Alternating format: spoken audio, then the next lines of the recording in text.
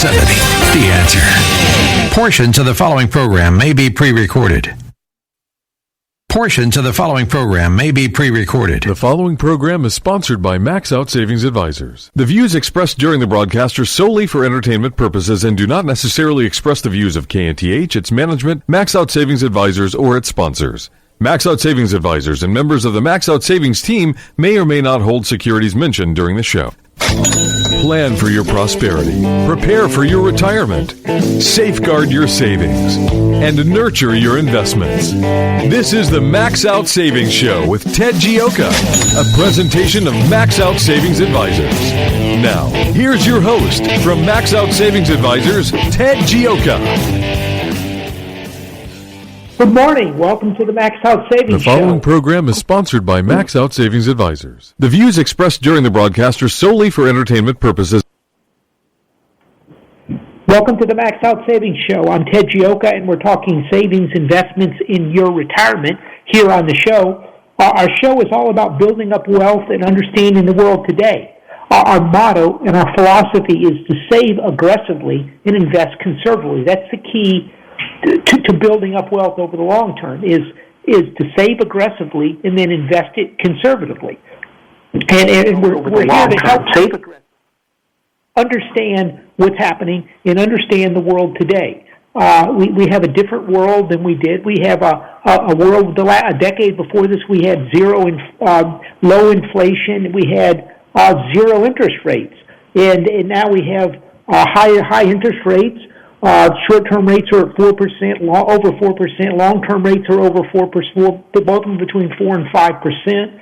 And this just adds up to a completely different world. How do you deal with that? How do you deal with inflation that we have in the world today that is going up continuously? And we're really going to try to bring some of those numbers to you today so you can understand what's happening and where we're going. And so here we are, the first week of President Trump's term. We got a new president in there. Things are materially changing. We're seeing a changing of the guard. We're seeing a changing of the guard of the presidency. We're seeing the changing of the guard of interest rates. We have higher interest rates. We see the changing of guard of inflation. The inflation. We're changing the guard of the regulatory order. All of these things are going to have consequences. We have AI for the first time in history as well. Artificial intelligence, and this is all going to affect things. So I want to give you a few things of overdrafts, of kind of overlook of how things are going forward. We're going to break it down later in the show, talk some about inflation and how the effects on that on your retirement. Now, the first thing is really to look at first week in Donald Trump's time in office. One of the more fascinating things is that he's been in there a week. He's issued well over 100 executive orders, and one of the things that we're hearing quite a bit from people, really surprisingly, I'm hearing a lot of this, and just in talking to people on TV, it just is. They're like he's keeping his promises. They can't believe he's keeping his promises. I think I saw something on X or something, a comment like President Trump declared unfit for office because he's keeping his promises. I mean, people are genuinely shocked that, hey, he's doing what he said was going to do, which really gives us an idea of the deep distrust and skepticism people have of government working. And he's setting an example that we're going to get government working. We're going to do what we say, and when we promise something, we're going to try to deliver and work for the people. This is a big change. And we're seeing these with the executives' orders. We're seeing, they're already deporting people. They're already dismantling diversity, equity, inclusion departments. Big changes are happening. One of the more interesting things is this California trip he went on. And they're going out there. And, I've talked to some people. This California fire is just a huge deal. They're talking it could be the biggest natural disaster just because of the number of houses, over 10,000 homes. Very expensive. As I said, these aren't, houses on, the whole classic example was the beat-up beach houses on Bolivar Peninsula. These things are $2, $3, $4, $5 million homes in many of these cases, extraordinarily expensive, and it's had a big effect. So the government's doing what they classically do. They're coming out there. They're saying, look, you can't go out there. It's dangerous. And I talked to someone out there. I'm like, so I've been kind of shocked on the number of people I talk to that they tell me friends of ours who I know have lost their homes. Numerous people. It's really been shocking out there. And I talked to one of them like, well, good thing President Trump is coming out there. This is good. He's going to at least lay down the law and say, we're not going to give you money unless you make changes. And I'm like, Ted, you don't understand. This is climate change. And it's like, I said, well, they could have put down the brush and things like that. He goes, no, the Altadena fire was caused by the electric company.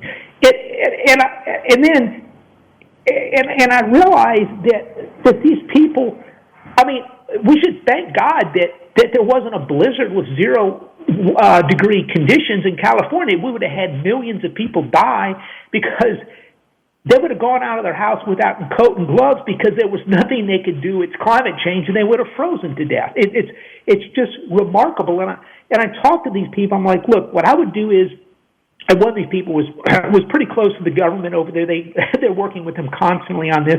I'm like, look, what I would do, I'd call the top 4 or 5 biggest home builders in the U.S. I'd come out and say, look, here's what I'd like you to come up with a plan to build us, 1,000 homes over the next year. We'll give you a set of plans based on California, like California bungalows, whatever, particularly for places like Altadena where they're kind of a little not super high end. And we can get people back in the home. They didn't really want to hear that. And I go, and they go, look, this place there's pollutants, there's pollution. These places are toxic. I'm like, and I'm kind of thinking, wait a minute.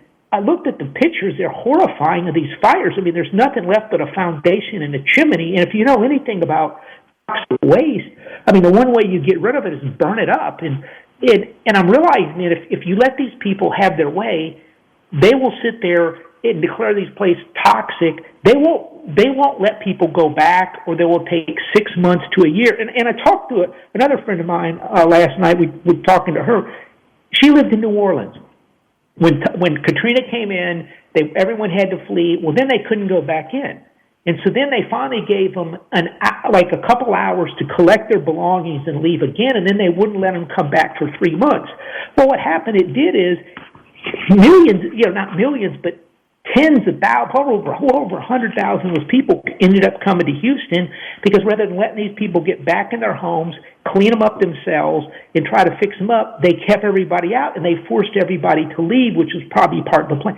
That's what they want to do in California, is the mayor and Governor Newsom, what they want, they're going to declare that, hey, these are toxic waste sites, we'll let you go back for 1 hour, then it's going to take us 3 months to 6 months to clean. What they want is these people moving out. They want to either convert these areas like Pacific Palisades or Altadena to either national, to forest land, or what they want to do is they want to put in high rise apartments and stuff, so they can build these 15-minute cities that the World Economic Forum, the Davos people want. Remember Larry Fink, you'll own nothing, but you'll love it. And so the way you do that is and this is important. You start out and you sit there and first keep people out of the area. You let them come back just for a minute, but then you say can't come. You don't want those people. You want to keep those people away from the area so they lose the attachment to the area in their home, and then they give up and go somewhere else so you can get that property and redevelop it under the new World Economic Forum Davos guidelines. Well, President Trump came out and said, whoa, what do you mean these people can't? Why don't you let these people go back into their area? And Mayor, whatever her name is out there, said, well, this is toxic, which is the same thing my friend said. Oh, that's what the talking points they've sent out to this is all toxic waste. And they go, that's not toxic, let these people go back. You have to force the local governments to let the people go back, to sit there and clean these areas up quickly. Maybe you come up with a few things to sit there and, clean up the ash or something. You spray it down, load it up in a dump truck, and you get it out of there.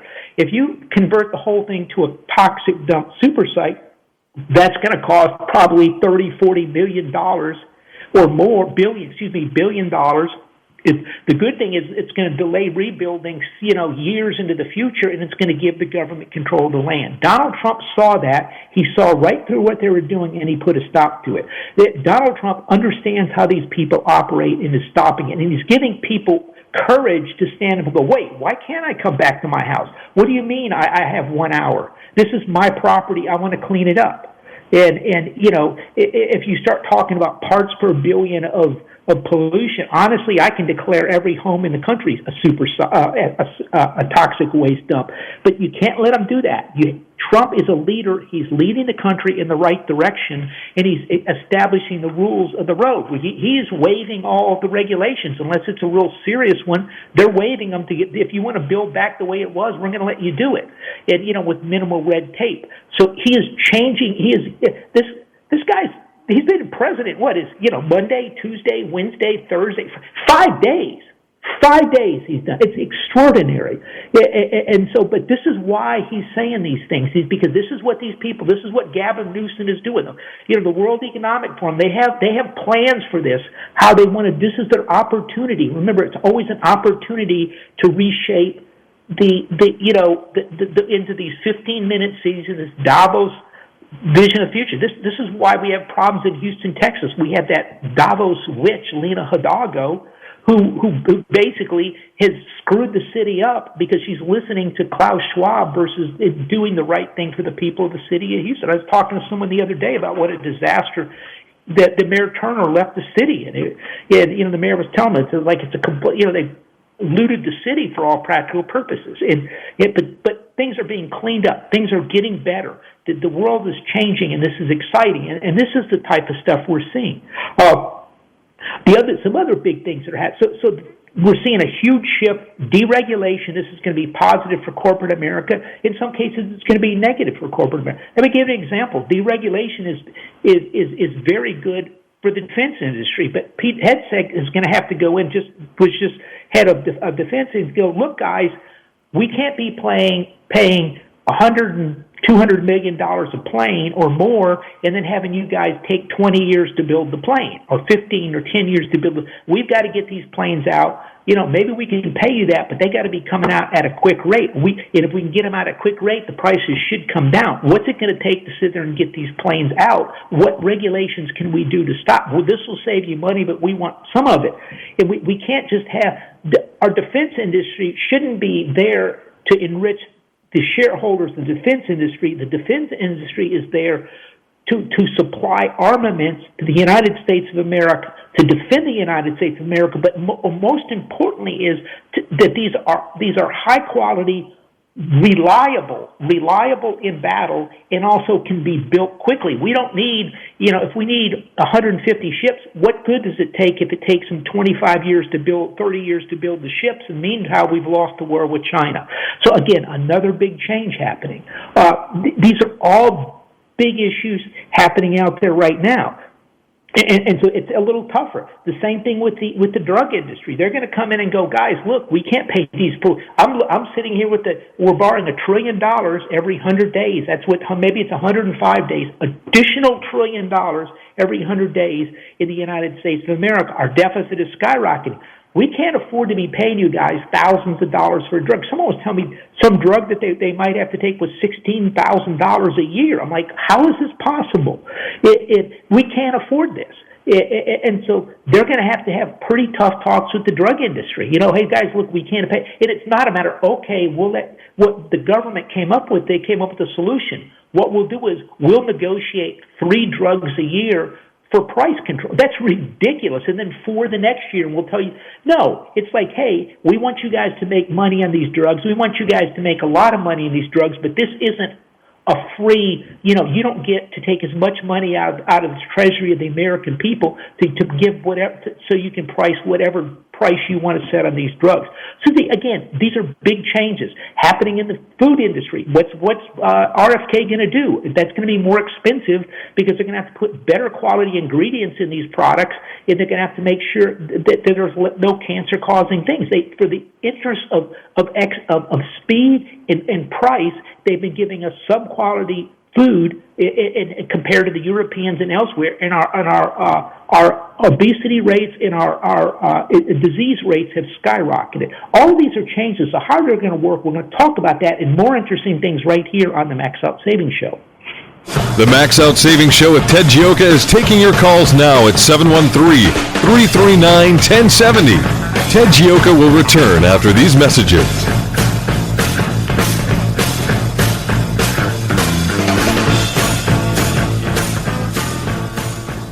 This is Ted Gioka, host of the Max Out Savings Show, one of Houston's most popular financial radio shows, celebrating over a decade on the air in Houston, Texas. With stocks at record high valuations and interest rates near record lows, you need to have your guard up. You need to have a plan to manage risk to your retirement. Do you? At Max Out Savings Advisors, we have a risk-based value investing approach to your retirement. If you would like some help managing your retirement, go to maxoutsavings.com to set up an appointment. That's maxoutsavings.com. I'm Sam Malone, president of 512 New Media. We're Houston's leading marketing and content creation firm for many reasons. Our assets are exceptional, from video production to web design, strategy, and the ability to say no. Saying no is integral in launching a successful, profitable campaign. For example, take a look at Memorial Day.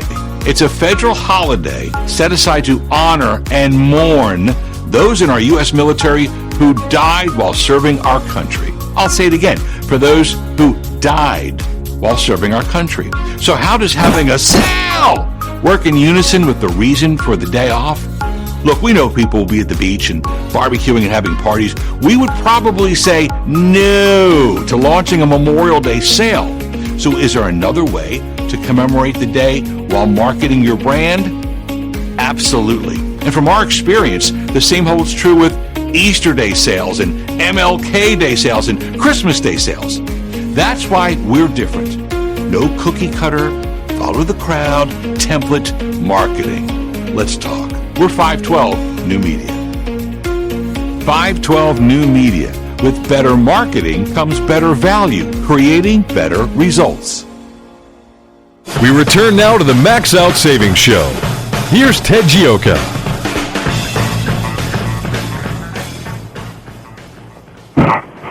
Welcome back to the Max Out Savings Show. We're talking savings investments in your retirement, and we've got a call from Charles, who called 713-339-1070. Charles? Good morning, Ted. And I'll try to be brief here. I have a question about IRAs, but I do want to offer a comment about, I saw that video from Donald Trump on his visit to California. And I used to live outside New Orleans. And during Katrina, part of our family and all had to come over here. And when Katrina was over and people went back, I can tell you, I went down West End Boulevard to the lakefront and all years later, and those places are still abandoned. And I personally believe that when it's all said and done and these people go back into these areas, the character of the whole area is going to be totally different. You know, the corner coffee shop, the bookstore, whatever, is going to be long gone. And I think when the insurance adjuster hands these people a check and they look at that check, they're going to ask their family, the wives and the kids, do we want to rebuild here or do we want to go somewhere else? And I bet you any amount of money that a lot of those people, many of them, are going to probably say, you know, the whole place has changed. It's not like it used to be. We're going to go somewhere else. I think that's probably what's going to happen. And I only say that because of what I've seen with the hurricanes over there. Now, the poor people, if they can't move, yes, they'll probably stay. But I think a lot of them, are going to take that money and essentially run to some location, maybe Southern California, Orange County, someplace else. But I don't see those people going back. But I have a question. Charles, by the way, that's why the Democrats are trying to keep everyone out of there. They can show up for an hour, and then they have to leave, and it's going to take 3 or 4 months to get the infrastructure back and pollute, maybe 6 months. They want those people gone, and that's why Trump is trying to force everybody back in there. Not force them, but if you want to come back, you can go back, because they're trying to run everybody out of there. But well, sure. Yeah, but I have just a quick question here on an IRA. On an inherited IRA, if you know a person passes away and they inherit an IRA, as I understand it, they have 10 years to deplete that IRA. Is that correct? That's correct. Okay, but I think what some people are not recognizing, and this could be a bad problem for the people that are inheriting these IRAs, is that the Medicare premium, that IRMA rate that everybody gets hit with once they retire, that's got to go up because people, when they retire, they're going to have their own 401ks to draw from. And in addition to that, now they're going to get this IRA money that they're going to have to deplete within 10 years. Do you see a real problem with that? I mean, should advisors be kind of... That's a great point. No, Charles, that's a great point. And that's what happens on these things. And when you retire, it's even tougher because you're going to get hit with the Medicare premiums, which you might not have already had to do because you're forced to take some of this out. The way you do that, if you're not retired, what you want to do if you get one of these things is when you have your required minimum distribution, you put it in, you up your 401k to the maximum and roll it into there, and then you also have your wife and yourself get a IRA. So you put it back into another plan as much as you can. No, this is a problem, and it's a big problem. But the 10% is a lot because if you're dealing, let's just say it's not even a big. Let's just say it's $500,000. That's not even a big plan at all. That's $50,000 a year, and that's on top of your existing income already, and that's at the top marginal bracket. So it's not easy. That's right. That's what I'm saying. And if people are not aware of that, they could really get hosed later on. And then there's nothing really that you can do. And I don't hear advisors talking about this much.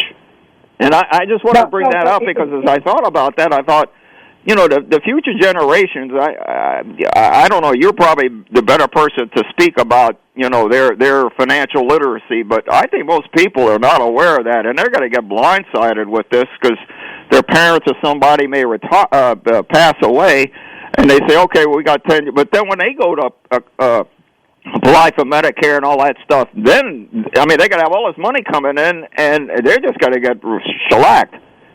Good call. I think it's a real concern, Charles. And one of the things, particularly if you just have one heir for an IRA and it's a big IRA, you might want to consider ahead of time preemptively coming in and converting some of it to a Roth to kind of prevent this type of stuff.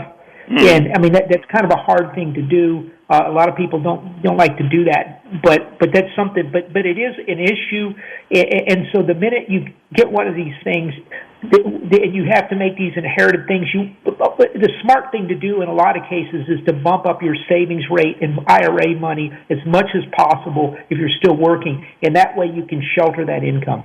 Yeah. Okay. All right. Well, good. Thanks, Charles. Yeah, good advice, Ted. Yeah, this is interesting because in the old days, you didn't have to take it out. It was based on a life expectancy, and it took a lot more. You could drag it out over a long time, and it wasn't much money. This again, 10 years, it's 10%. It's a lot of money. Right. Okay, good question. Right, so a couple things we're talking about. We're talking some of the big 2020. Than what we're seeing. The president is a massive trend. You understand these big changes happening there. The other interesting area is AI. As we talked about, AI it's NVIDIA, it's all that type of stuff, and we're seeing things happen there. We're seeing things with Oracle now. They announced with OpenAI. They announced $500 billion data centers. I've seen some information that they've got to almost double the electric capacity to take in all these AI programs. And it's just extraordinary. So huge demand for electricity, huge demand for data centers, huge demand for copper, for silver, for aluminum, all of those things. And there's a race going on. But there's also a fascinating thing coming out is there's something called deepfake. DeepSeek, which has come out, and it is an open AI situation, but it's a Chinese operation. But what the Chinese managed to do is they've managed to do this thing at a ridiculously small cost, and it's open. To give you an example, the DeepSeek, and this is a big deal. It just popped up this week. They're claiming you could do this with $50 million worth of NVIDIA chips and about $5 million to train it. And people are saying no. To give you an example, they're like Sequoia came out a thing which says for AI, companies need about $600 billion of revenue yearly to pay for the AI build out, to pay for these massive data centers, the training, the NVIDIA chips. 600, that's revenue, and then they got to make that much, and then they make, a certain amount off of that, depending on what, maybe they make 15% because these are tech companies. So that works out to be maybe $90 billion a year, and really the numbers are more than that. Enormous, billions and billions of dollars. 80% of the capex in the United States of America is going in right now into data centers.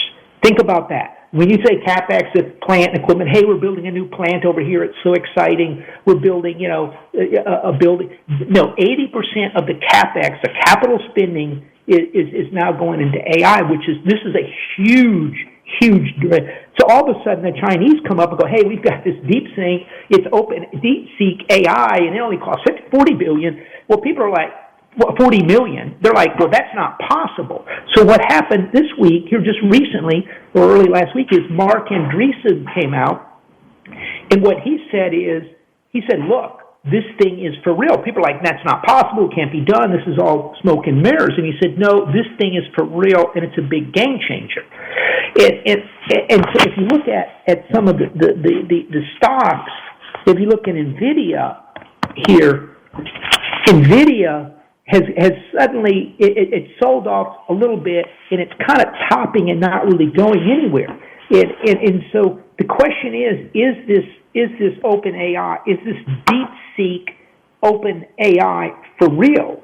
DeepSeek is what says it's notably efficient with architecture for 671 billion parameters, or only 37 billion are active during the operation. It's rapidly gaining usage in top universities and companies, sending the shift in AI because these people are all shifting over to the Chinese model.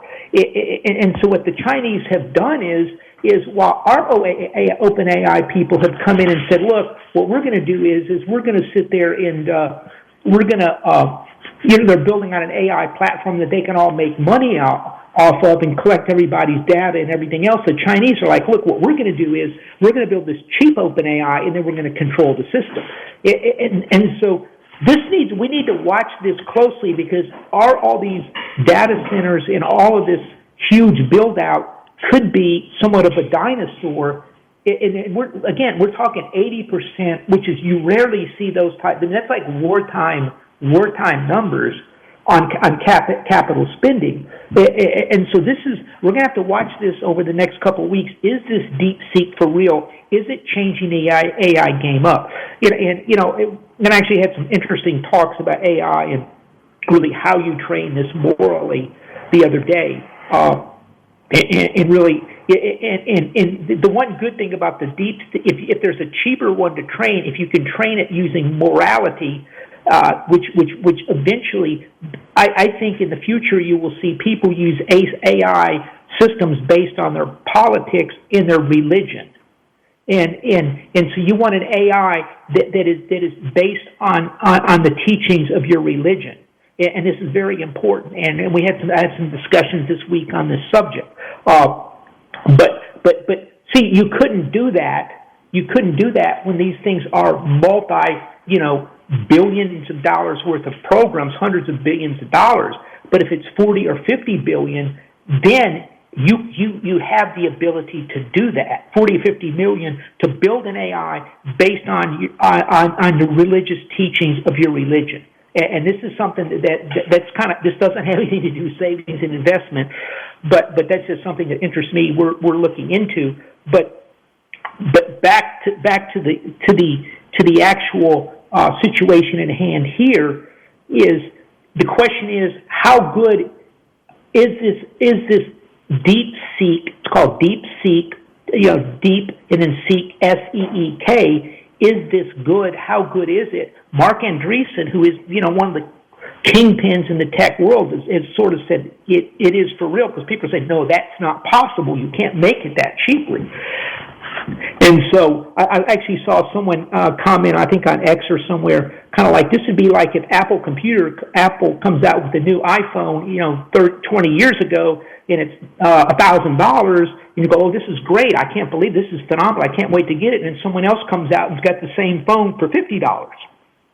And so this is what the United States was going to throw huge amounts of money at the problem and overwhelm with if the Chinese had done what they possibly could have, they maybe overwhelmed us by coming up with an open source AI where anybody could use and train themselves. And so anyway, this is very interesting stuff. But the question is, will this DeepSeek, will this unsettle or destabilize the whole AI boom that we have just seen happen? Which is, again, this is pushed through these just ridiculous valuations on many of these companies, just extraordinarily. I mean, if I need 20,000 of these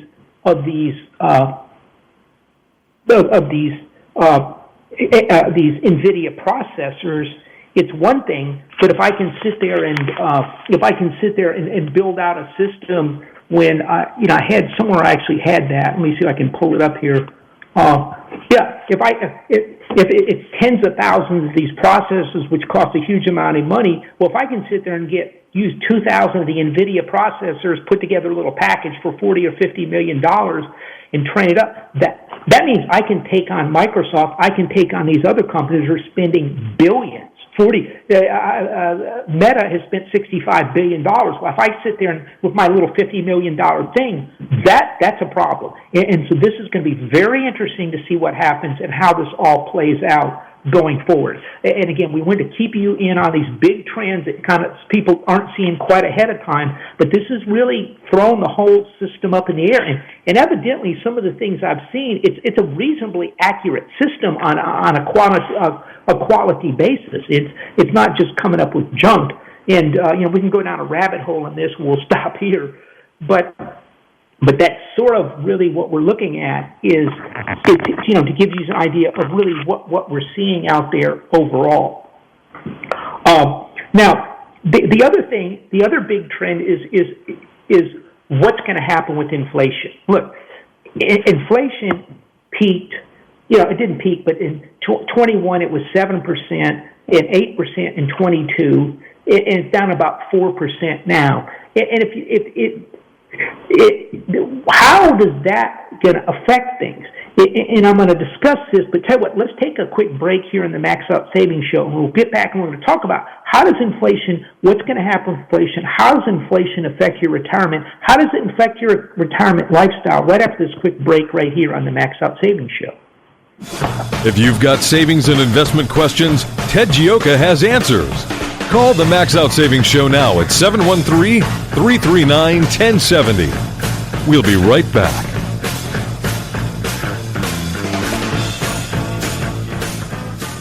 Hey everybody, Charlie Kirk here. Ted Gioka, the founder of Max Out Savings Advisors, always says, save aggressively and invest conservatively. He specializes in helping people grow their retirement account with as little risks as possible. Ted combines working knowledge with the intuition gained from over 25 years of experience of value investing in the stock and bond markets for retirement accounts. Like you, Ted is deeply conservative in life and in his investment approach. His risk strategy allows him to anticipate market downswings to protect your money. Ted is also the conservative host of the Max Out Savings Show. You can listen to him every Saturday morning at 10 a.m. right here on The Answer. If the idea of saving aggressively and investing conservatively appeals to you, the best way to get to know Ted is to call him. The number is 713-627-0400 or visit maxoutsavings.com. That is maxoutsavings.com. Call Ted right now, 713-627-0400 or visit maxoutsavings.com. Hi, this is Ted Gioka of the Max Out Savings Show. Our motto and philosophy is to save aggressively and invest conservatively.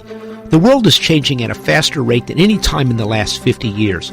The investment world has changed. Have you changed? Inflation will destroy your retirement. It is a different world that requires different strategies and ideas. The era of indexing and investing is over.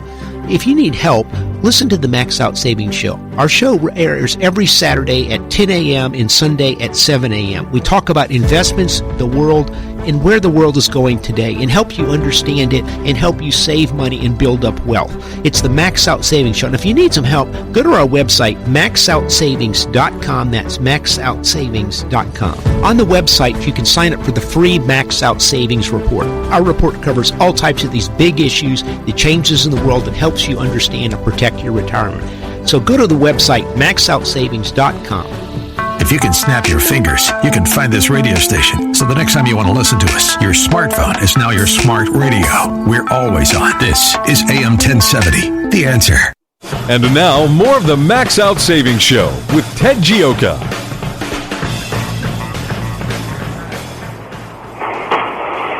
Welcome back to the Max Out Savings Show. I'm Ted Gioka, and we're talking savings, investments, and your retirement.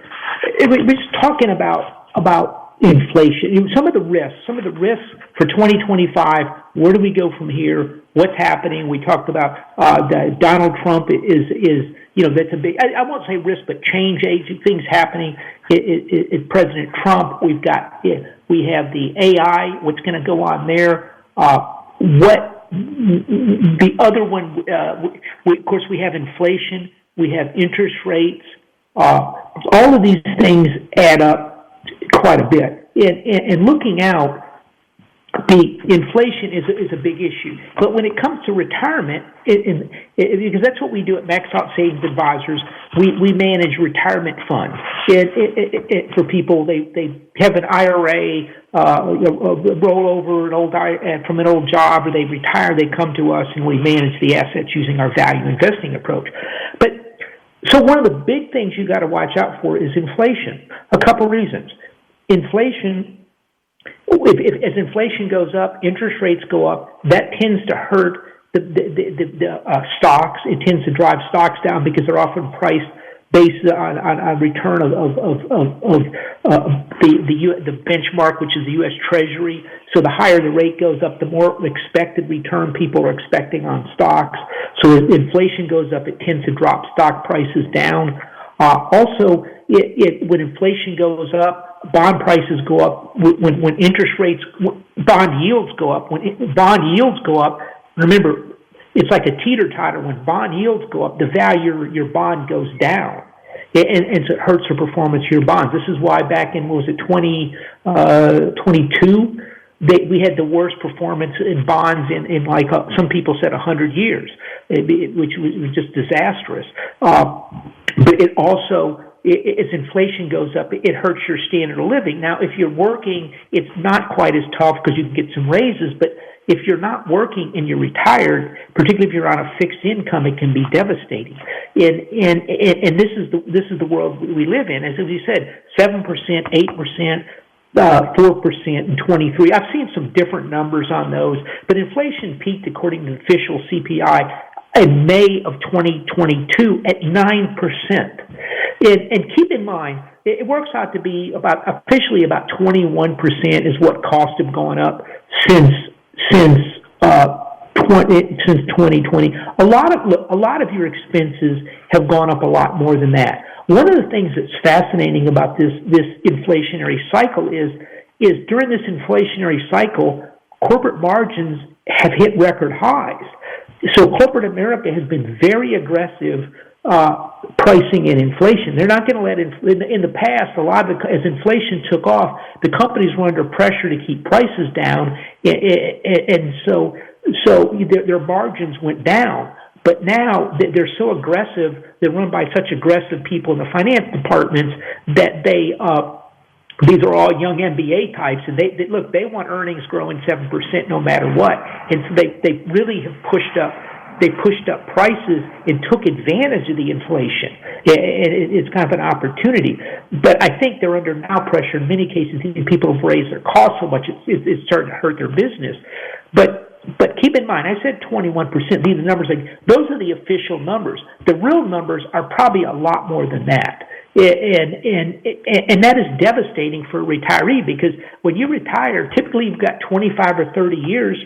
I mean, all the time our clients say, look, they're not planning to live another 10 years, and 25, 30 years later, they're still there. It's like, people live. The reason why insurance companies make money for life insurance is people live longer than they think they're going to. The insurance companies know this. It's always fascinating. I have a few of my friends that are very confident they're going to live a long time, but surprisingly big number don't think they are. And so, the insurance companies make money off of this, but candidly, you're looking, if it's 65, I mean, it's 25 is 90. If you're married, there's a pretty strong, well over 50% chance one of y'all is going to live beyond 90. And so that's, between the two of you, but when you start seeing these inflation numbers coming in, it's devastating to retirement, because if you're on a fixed income and you're making $70,000 a year with your retirement income and you're doing pretty well, and all of a sudden your prices go up, over 4 or 5 years, they go up 21%, just do the math. I mean, you're looking at a real income closer to $56,000, $57,000, and it's devastating. So you've got to grow your assets, and you also want to try to fix as much of your expenses as possible. And by fixing your expenses, what do you mean? Well, if you own a house and you're over 65, the taxes are, at least the tax growth is kind of frozen to some extent. The tax rates aren't, but the growth is the asset. That helps out there. If you have a house payment with a long-term mortgage, it's set. The insurance isn't, and your taxes aren't. They can move a little bit, but your payment is set to the mortgage. Or if your house is paid off, you don't have a pay. It doesn't change. Or if you're renting, your costs go up every year, and so you want to lock in as many things as possible long term. Okay, Carl or Paul? Okay, so I'll tell you what, why don't we take a quick call? See, what you want to do is you want to lock in your expenses as much as possible and try to grow your income as much as possible. And you really have to protect it.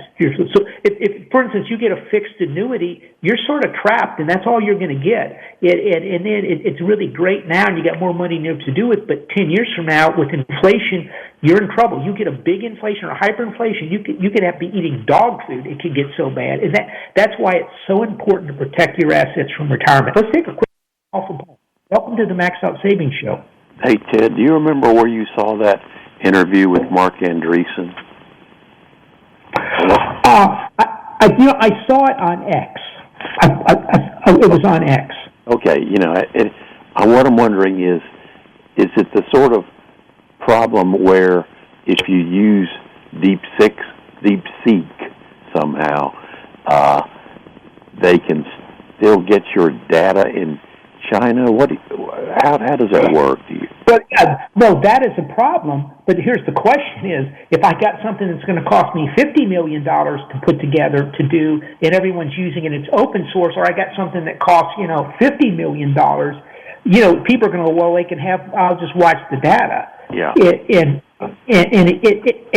they'll be able to build out their stuff much quicker, and everyone's going to adopt their program. And that's the problem they're kind of running. And so universities and different groups like that are like, look, we're going to use, if they have to develop one for their special operations, they're going to use a DeepSeek because it's cheaper.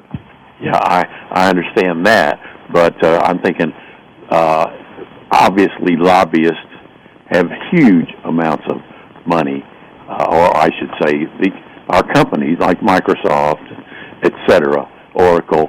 They've already invested billions. They're going to lobby really hard to keep DeepSeek out of here. And I'm just wondering, as one of the arguments against it is, they can get your data like they can off of TikTok, or is it an entirely different kind of proposition? I think that's a good point. The problem is it's not like it's half as cheap. It's like a tenth or even less than that, a 50th.